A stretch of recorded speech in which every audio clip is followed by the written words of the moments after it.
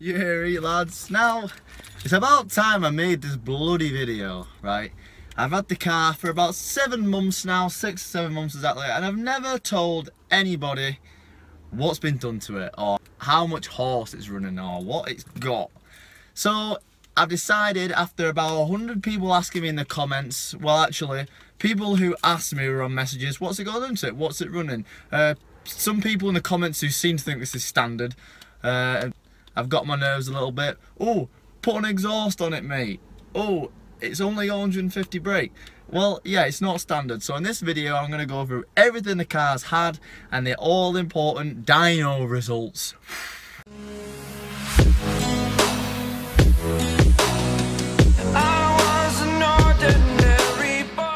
So I'm going to start off with the suspension side of things. First of all, I've got JOM coilovers. I had IBAC springs. If anybody's been watching me for a while, and you'll know that 2 of them just completely snapped in half. Yep, supposed to be the best man on the market. Tell me about it. So now I'm on JOM coilovers. Overall, I think they're alright. A little bit upset with the ride height on the front because they only dropped to 65mm. I didn't only found that out after I bought them, but hey, I'm going to do a full review of them soon anyway, but you know, not too bad. Now next, the brakes. On the front, this car has got Mondeo ST220 calipers and discs, meaning they're a lot bigger than standard Fiesta discs. Don't quote me on how much more millimeter they are, how much bigger they are in specifics, but the calipers are a hell of a lot bigger. You can just tell by putting this car side to side by another Fiesta. The brakes don't even contend with the Mondeo ones on the front, and they're incredible. They stop on a heartbeat. I've had people get in the car and actually compliment how good it is at braking. So yeah, it's pretty good at braking. On the back, it's running Focus ST170 brakes and calipers, and Focus ST170 discs as well. You don't notice them a huge lot while you're driving, but when you want to pull a quick handbrake, that back end swings out quicker than you can say handbrake turn. Now I don't have any paperwork for the Mondeo pads and discs, but I do have paperwork for the Focus ST brake pad set, Ford Focused. There's another one there as well, Ford Focus 02205, and that would be the round about the right price for brake pads for a Ford Focus ST of that age. And I don't need paperwork to prove the Mondeo disc on the front, because anyone with a Fiesta will already know that it's an easy swap. And anyone without the Fiesta, I'll put a side-to-side picture of my disc versus normal Fiesta ST brakes and discs, and you can see the difference. Oh, it's also got braided lines on the brakes as well, so that's added bonus. Now, tyre-wise, I had a full set of Yokohama Paradas before.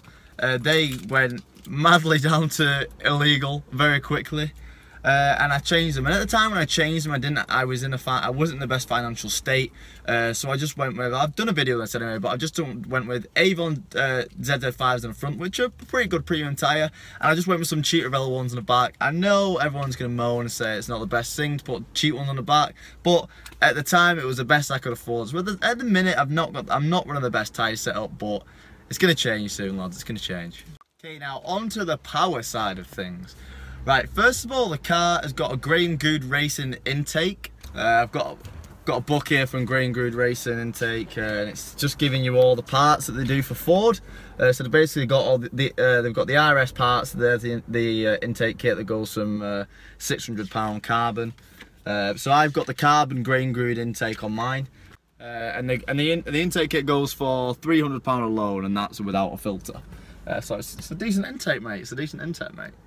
And inside the intake, of course, I've got a K&N cone filter, and would there be any other option for that? No. Graham Good state in their book that the intake system, and obviously a filter, adds up to 15 brake horsepower at the wheels. It says that in their actual booklet, as you said. So that's where I've got the 15 horsepower from, so to say. Now on to the exhaust. It's got a full Miltech from the manifold back decatted exhaust. So it's paperwork from the A&D tuning, which are based down in Essex, and these are the guy that tuned the car as well. So it's paperwork here. So they had the silencer replaced in the Miltech, they had a centre section Miltech, and then they had a custom, MD custom exhaust, which is the manifold. I do like the Miltech. It pops and rumbles very nice.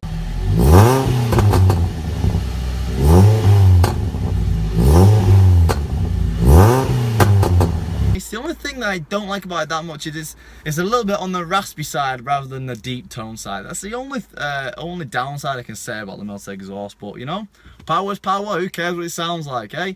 Well, it'd be hypocritical because we all care what it sounds like. Fucking hell, I look red in this video. Jesus. Now, performance-wise onto the engine, as far as I 100% truly know, that might be it. But in some of the old paperwork that I got off a guy, great guy, can't remember his name. I'm gonna find out now though. I can't find out his name. I've got no data, so I can't find out his name. But a great guy. Basically, he watched my videos through YouTube, and he said, "Look, I've got loads of old paperwork for the car," and he sent it out, which is absolutely amazing. I can't thank him enough. I'm gonna put his name, his Instagram there. I can't believe I forgot his name, but it has been a few months now. So anyway, yeah, as I was saying, what came with the paperwork was a Cosworth booklet. Now, I've looked over all the paper and I can't find anything related to Cosworth engine parts inside there. But this guy's obviously been in contact with Cosworth, and there's even a sales manager's name on there. So to me, he's been in contact with him, he's been there, and he may have had anything. He may have had something fitted. He may have had cams fitted. He may have had rods fitted. He could have had absolutely anything fitted.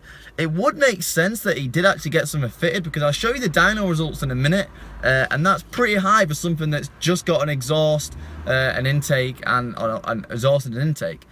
So he may have well had high lift cams and high performance camshafts on it. It's completely fair to say that it has.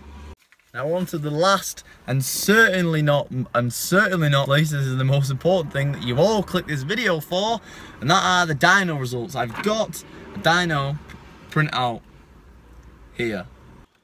Okay, so you can see that at the first run up here, before the remap, it was 175 brake, which makes a lot of sense because grain crude state that's 15 pound brake horsepower for the intake, and obviously the exhaust as well. That would take it up to around about 170, 175.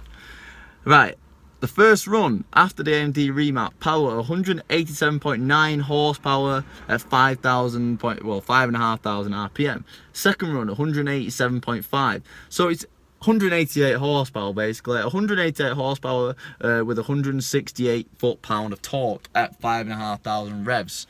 Now, for anyone who for some reason doesn't believe this, I'm just going to leave that here so you can have a quick look at it. So the car is running 188 horsepower, around about 188, 190 horsepower. It definitely feels like that. As I've said, when I got in the car, it did not even feel like an S. It did not even feel like a Fiesta ST. It feels like a completely different car altogether. So you can see at the very bottom there, it says power. Blue is before the remap. So blue is coming out with 177.5. And after it's 190.6, which is equal to 140 kilowatts. And the torque is, after the remap, 226 Newton meters at 5,500 RPM. There you go, guys. So anyone who thought this car was standard, it's not. It's running around 190 brake horsepower. And I know some people from America will be like, hey, that's nothing, because I've got S15s that you can just chuck around. Can't do that in the UK when you're a bit younger. You can't do that. You've got the insurance will nail you until you get at least 25 years old. And if no one knows, I'm actually 22 years old myself. I don't think I've ever said that in a video actually, but no one's ever asked me, so you probably don't even give a shit. But I am 22 years old. So anyway, guys, at the end of the video, I know it's a bit of a short one, but I had to get this off my chest because I was sick of reading comments of people saying, "Oh, you need to buy an exhaust." Yeah, it was a little bit annoying.